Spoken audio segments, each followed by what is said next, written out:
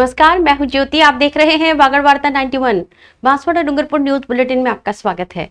प्रदेश और संभाग की ताजा तरीन खबरों के लिए हमारा चैनल सब्सक्राइब करें और बेल आइकन जरूर दबाएं। चलिए खबरों का सिलसिला शुरू करते हैं और सबसे पहले नजर डालते हैं अब तक की टॉप हेडलाइंस पर। प्रधानमंत्री नरेंद्र मोदी ने किया परमाणु विद्युत परियोजना का शिलान्यास। कांग्रेस पर निशाना साधते हुए कहा, लूट का राज खत्म, बचत का नया दौर हुआ शुरू। सागवाड़ा में जीएसएस कार्मिकों ने ठेकेदार के खिलाफ खोला मोर्चा। वेतन बढ़ाने, समय पर भुगतान और सेफ्टी उपकरण उपलब्ध कराने की मांग को लेकर कलेक्टर को सौंपा ज्ञापन। सिंचाई विभाग ने पल्ला झाड़ा तो किसानों ने टूटी नहर को किया दुरुस्त। ट्रैक्टर, फावड़े और पाइप से खेतों तक पहुंचाया पानी। प्रधानमंत्री नरेंद्र मोदी ने गुरुवार को बांसवाड़ा के नापला में एक जनसभा को संबोधित करते हुए कांग्रेस सरकार पर जमकर निशाना साधा।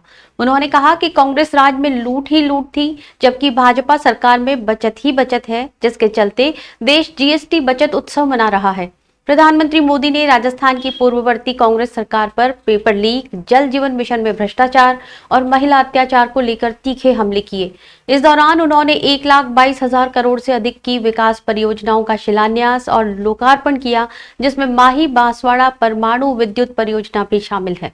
प्रधानमंत्री नरेंद्र मोदी ने गुरुवार को बांसवाड़ा के नापला में विशाल जनसभा को संबोधित किया। प्रधानमंत्री मोदी ने कांग्रेस पर सबसे बड़ा हमला भ्रष्टाचार और टैक्स नीति को लेकर किया। उन्होंने दावा किया, 2014 से पहले कांग्रेस सरकार में टैक्स और महंगाई दोनों चरम पर थे। देश के लोगों को लूटा जा रहा था। उन्होंने कहा, कांग्रेस के समय 100 रुपए की खरीद पर 31 रुपए टैक्स लगता था, जबकि अब जीएसटी में सुधार के बाद ग्राहकों को लगभग 26 रुपए की बचत हो रही है। इसलिए देश जीएसटी बचत त्योहार मना रहा है। उन्होंने नवरात्र के पहले दिन जीएसटी में बड़े सुधार का जिक्र किया, जिससे रसोई का खर्च भी कम हुआ है। कानून व्यवस्था और भ्रष्टाचार को लेकर भी गंभीर आरोप लगाए। उन्होंने कहा कि कांग्रेस राज में राजस्थान पेपर लीक का सेंटर बन गया था। जल जीवन मिशन भ्रष्टाचार की भेंट चढ़ गया और महिलाओं पर अत्याचार चरम पर था, जहां अपराधियों को संरक्षण दिया जा रहा था। उन्होंने बांसवाड़ा में अवैध शराब के कारोबार पनपने का भी आरोप लगाया और कहा कि उनकी सरकार कांग्रेस द्वारा दिए गए जख्मों को भरने का काम कर रही है। प्रधानमंत्री मोदी ने देशवासियों को आत्मनिर्भर भारत का लक्ष्य हासिल करने के लिए स्वदेशी के मंत्र को नहीं भूलने का आग्रह किया। उन्होंने कहा कि स्वदेशी का मतलब सिर्फ ब्रांड या कंपनी नहीं, बल्कि कोई भी उत्पाद हिंदुस्तान में बना हुआ होना चाहिए, जिसमें यहाँ के नौजवानों की मेहनत, मिट्टी की महक हो। उन्होंने कांग्रेस सरकार को घेरते हुए कहा कि 2014 में देश के 2.5 करोड़ घरों में बिजली कनेक्शन नहीं था और बिजली आना खबर हुआ करती थी, लेकिन उनकी सरकार आने के बाद लोगों को इस समस्या से निजात मिली है। कार्यक्रम में प्रधानमंत्री ने 1,22,670 करोड़ की योजनाओं का शिलान्यास और लोकार्पण किया, जिसमें माही बांसवाड़ा परमाणु विद्युत परियोजना शामिल है। प्रधानमंत्री ने 2 नई वंदे भारत ट्रेनों को भी हरी झंडी दिखाई और 15,000 युवाओं को ज्वाइनिंग लेटर दिए। डूंगरपुर जिले के सागवाड़ा उपखंड में 18 जीएसएस पर काम करने वाले ठेका कार्मिकों का गुस्सा आखिर फूट पड़ा। ठेकेदार की ओर से वेतन में अनियमितता, समय पर भुगतान न करने और सेफ्टी उपकरण उपलब्ध न कराने से परेशान कार्मिक गुरुवार को जिला मुख्यालय पहुंचे। उन्होंने कलेक्टर को ज्ञापन सौंपकर अपनी समस्याओं से अवगत कराया। कार्मिकों का आरोप है कि ठेकेदार कंपनी उन्हें न्यूनतम भुगतान तक नहीं कर रही और महीनों से वेतन भी बकाया है। ऐसे हालात में कार्मिकों ने प्रशासन से सख्त कार्रवाई की मांग की है। डूंगरपुर जिले के सागवाड़ा उपखंड में संचालित 18 जीएसएस पर काम करने वाले ठेका कार्मिकों ने गुरुवार को जिला कलेक्टर को ज्ञापन सौंपा। कार्मिकों का कहना है कि अजमेर विद्युत वितरण निगम की ओर से एक जीएसएस पर 3 कर्मचारियों के लिए 28,000 रुपए की राशि जारी होती है, लेकिन ठेकेदार हितेश इलेक्ट्रिशियन कंपनी उदयपुर की ओर से कार्मिकों को मात्र 13,000 रुपए ही दिए जाते हैं। इस तरह प्रति कार्मिक केवल 3 से 3,500 रुपए ही मासिक भुगतान हो रहा है, जो बेहद कम है। कार्मिकों ने बताया कि जुलाई माह में ही अंतिम बार वेतन दिया गया और उसके बाद से लगातार 3 महीने का भुगतान बकाया चल रहा है। आर्थिक तंगी के चलते कर्मचारियों को परिवार का पालन पोषण करना मुश्किल हो गया है। इतना ही नहीं, जीएसएस पर कार्य करते समय अब तक सेफ्टी उपकरण तक उपलब्ध नहीं कराए गए हैं। मजबूरी में कर्मचारियों को अपने निजी खर्च से टूल्स खरीदने पड़ते हैं। कार्मिकों ने ठेकेदार कंपनी पर शोषण का आरोप लगाते हुए कहा कि लगातार शिकायत करने के बावजूद कोई समाधान नहीं हुआ है। लिहाजा अब जिला प्रशासन से गुहार लगाई गई है कि वेतनमान बढ़ाने, समय पर भुगतान सुनिश्चित करने और आवश्यक सेफ्टी उपकरण उपलब्ध कराने के निर्देश ठेकेदार को दिए जाएं। साथ ही अनियमितताओं पर सख्त कार्रवाई की जाए। ज्ञापन के दौरान कार्मिकों ने चेतावनी दी कि यदि उनकी मांगें पूरी नहीं हुई तो वे आंदोलन का रास्ता अपनाने के लिए बाध्य होंगे। फिलहाल जिला प्रशासन ने ज्ञापन प्राप्त कर मामले की जांच का आश्वासन दिया है। इलेक्ट्रिशियन उदयपुर राजस्थान कंपनी द्वारा ठेकेदार चला रहा है प्रहलाद रोलनिया नाम का व्यक्ति, जो हमारे बच्चों का वेतन आगे से 28,000 रुपये आता है, तो वो बच्चों को 13,000 रुपये मंथली देता है। और जिस जीएसएस पे एक जीएसएस पे लोग 3 व्यक्ति काम करते हैं, तो तीनों जनों को मिला के देखो तो 4,500 में हर बच्चा 1 महीने में काम करता है। और वो भी वेतन हमारे हर महीने 1 से 5 तारीख के बीच में हो जाना चाहिए, तो वो 20 तारीख तक हो जाएगा। यूँ करते हुए आज हमारे 25 तारीख होगी, अभी तक वेतन नहीं हुआ। 2 महीने का पेमेंट होल्ड रखता है। जब हमारे सुपरवाइजर ने हमारे बात की फोन में, तो वो कहता है कि तू दे दे। और सेफ्टी किट हमारे पास में उपलब्ध है नहीं। सेफ्टी किट, ना रेनकोट है, ना बारिश के समय में रेनकोट की आवश्यकता थी। बहुत बार हम लोगों ने बोला रेनकोट की आवश्यकता है, रेनकोट नहीं दिया। ना प्लायर है, ना ग्लव्स है, ना फेस वायर देता है। पत्ते बांध के चलाओ काम यूँ कहता है। और सैलरी की बात करें तो हमारे सुपरवाइजर की खुद की भी सैलरी 3 महीने से रोक रखी है, एवं जीएसएस के सभी कर्मचारियों के भी 2 महीने का पेमेंट अभी तक उपलब्ध नहीं करवाया गया। फोन करते हैं शाम तक आ जाएगा, शाम तक आ जाएगा करके बात करता है, पर कोई उसको संतोषजनक जवाब नहीं देता है। योगेश कटारा। बांसवाड़ा में जहां प्रधानमंत्री नरेंद्र मोदी परमाणु बिजली घर का शुभारंभ कर रहे हैं, वहीं पास के डूंगरपुर में किसान अपने जीवन की असली लड़ाई लड़ रहे हैं। जोथरी पंचायत समिति के गजपुर बांध की नहरें बारिश में टूट गईं और सिंचाई विभाग ने बजट का बहाना बनाकर जिम्मेदारी टाल दी, जिससे 1 दर्जन गांवों की धान की फसलें सूखने के कगार पर पहुंच गईं। लेकिन हार मानने के बजाय 5 गांवों के 150 से ज्यादा किसान खुद दशरथ माझी बनकर टूटी नहरों को दुरुस्त करने में जुट गए।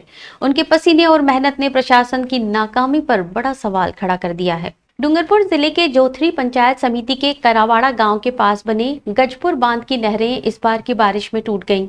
इस नहर से करीब 1 दर्जन गांवों के 10,000 से अधिक किसान खरीफ, रबी और जायद की फसलों की सिंचाई करते हैं।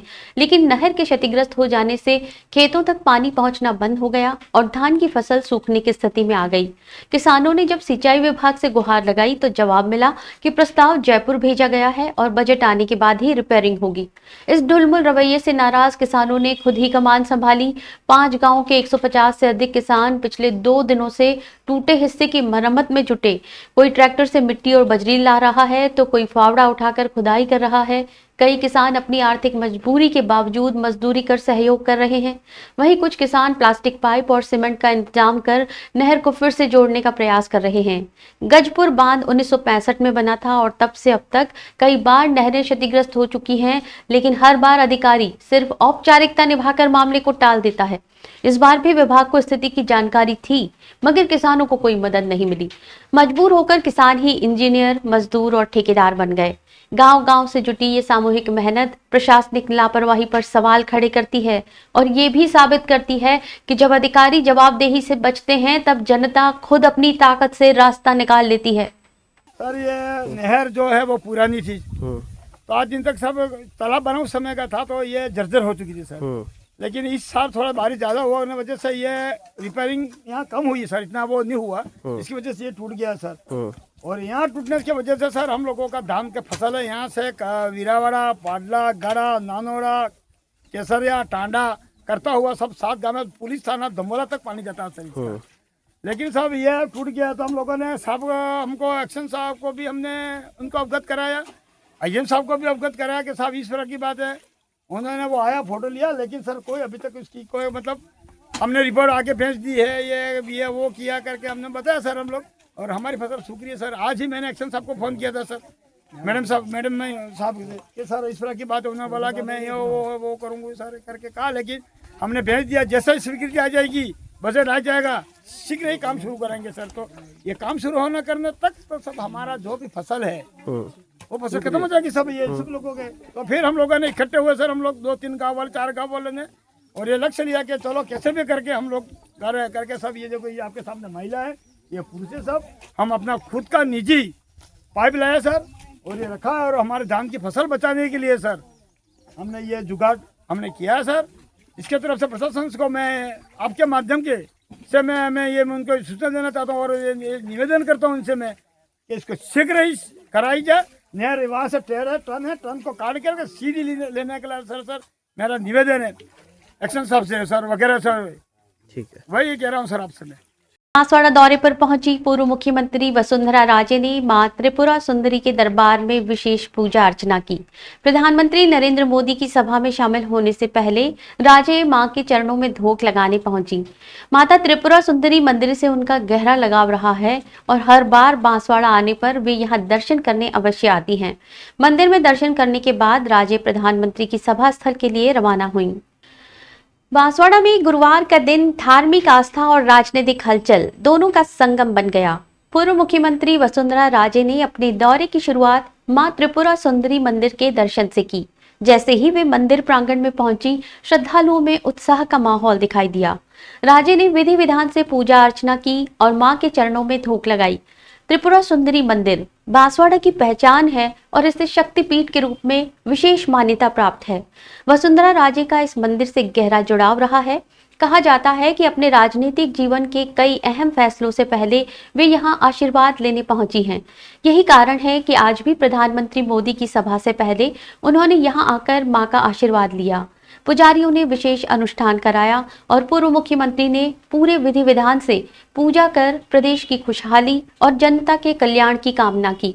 स्थानीय लोगों और श्रद्धालुओं ने राजे का स्वागत किया और उनके साथ दर्शन किए। दर्शन के बाद वसुंधरा राजे सीधे प्रधानमंत्री की सभा स्थल के लिए रवाना हुई। चलते चलते फिर नजर डालते हैं अब तक की टॉप हेडलाइंस पर। प्रधानमंत्री नरेंद्र मोदी ने किया परमाणु विद्युत परियोजना का शिलान्यास। कांग्रेस पर निशाना साधते हुए कहा, लूट का राज खत्म, बचत का नया दौर हुआ शुरू। सागवाड़ा में जीएसएस कार्मिकों ने ठेकेदार के खिलाफ खोला मोर्चा। वेतन बढ़ाने, समय पर भुगतान और सेफ्टी उपकरण उपलब्ध कराने की मांग को लेकर कलेक्टर को सौंपा ज्ञापन। सिंचाई विभाग ने पल्ला झाड़ा तो किसानों ने टूटी नहर को किया दुरुस्त। ट्रैक्टर, फावड़े और पाइप से खेतों तक पहुंचाया पानी।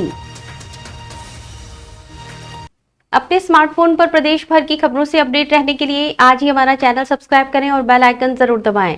फिलहाल इस बुलेटिन में इतना ही। दीजिए इजाजत ज्योति को। आप देखते रहिए बागड़ वार्ता 91। नमस्कार।